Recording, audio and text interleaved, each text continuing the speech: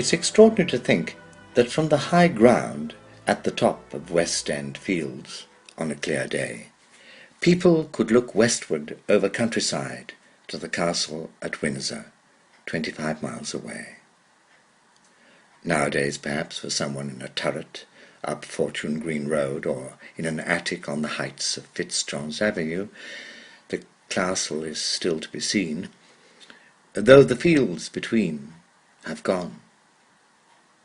Our local fields where Keats, Shelley and Leigh Hunt used to meet on their rambles. In the humid heat of this June day, I have been by train to Windsor Theatre Royal and back to do 2 performances, matinee and evening.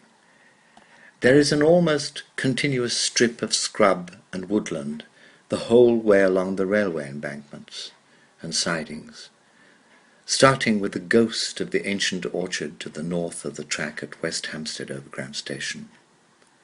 I like to think that these meagre slivers of countryside, which soothe the way through the brick of Brondesbury, Acton and all stations, have some growth that was seeded from the trees those poets saw and wrote about. I was glad of the new air-conditioned carriages running on the line that was laid in the 19th century, probably as early as 1860-something. After Richmond, at last the green gradually takes over and spreads broad as the suburbs finally peter out. The newest one seems to be at Sunny Meads.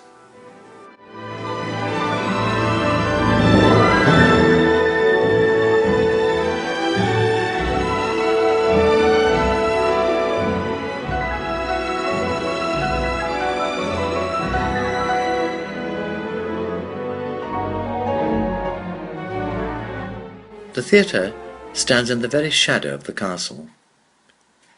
In my dressing room before the matinee, dressed as Wilde's Canon Chasuble, I read from Edward Walford's Old and New London.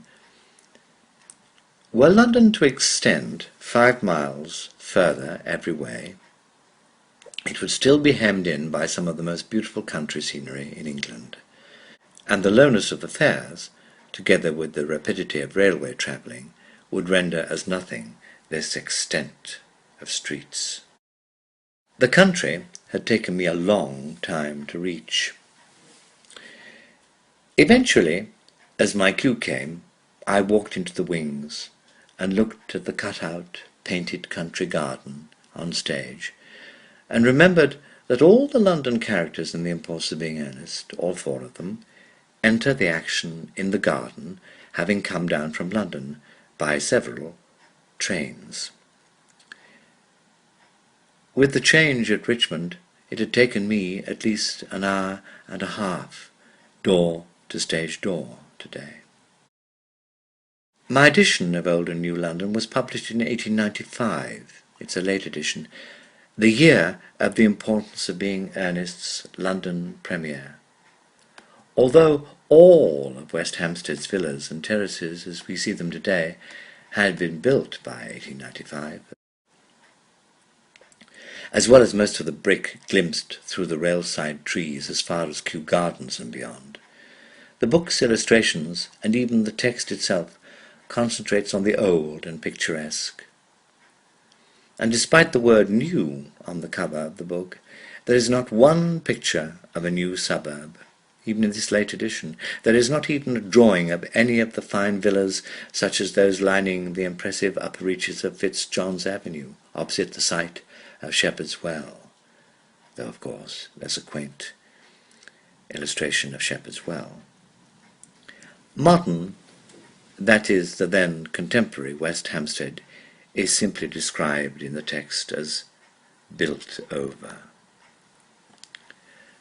When I got home tonight, and I seldom walked the built-over terrain from the bus or tube by day or night, but I regret the banished pastoral of West End Fields, I contemplated the awful possibility of seeing a mummy's head or 2, collected years ago by a resident of West Hampstead, and now preserved in the Myers Museum at Eton College, just a quick stroll across the bridge. What is this connection between West Hampstead and Egypt? There's a very good copy of the mummy case of Tutankhamun through a West Hampstead window I noted the other day. And looking at that case of the mummy is something I can contemplate. I don't know that I have a right to look into the face of an ancient Egyptian whose tomb has been ransacked and whose carefully prepared body mutilated to be sold piecemeal by a tomb breaker or some irreverent dealer. As I ate my organic wholemeal pasta and pesto and grated the organic Parmesan cheese from Waitrose in Finchley Road, I listened to Alex Jennings reading a tale of a real-life, early 19th century village murder of a hated clergyman on Radio 4. The English bucolic at its darkest and most savage, as an antidote to Wilde's wonderful wit, whimsy, and satire. Alex and I were last together on Elsinore's ramparts when I was ghost to his hamlet, and we finished in Washington, D.C. And then, after late-night news of the latest British banking swindle, set to grow, I'm sure, came the horrors from Syria, now in civil war. I wonder about the welfare of the friendly Syrians I met while researching the land of St. Simeon Stylites some 6 years ago. I visualize their faces and remember our conversations. The group of men at a petrol station on the road to Aleppo, who seemed simply to like the fact that I was English. The Bedouin camel boy in the Roman ruins of Palmyra. The man who gave me tea and sold me a large cowbell in the Damascus market. The doctor's family with the Muslim mother suckling her baby at the foot of the remnants of St. Simeon's pillar. How shocked he would have been. It seems one lives in several time and geographical zones at once, in a way that would have dizzied Lee Kilpin, the artist who lived in this house 100 years ago. More. In Loxley Hall, Tennyson, who used to stargaze through a telescope in a West Hampstead back garden, wrote optimistically of the arrival of the railways and the future that beckoned. Forward, forward let us range, let the great world spin forever down the ringing grooves of change.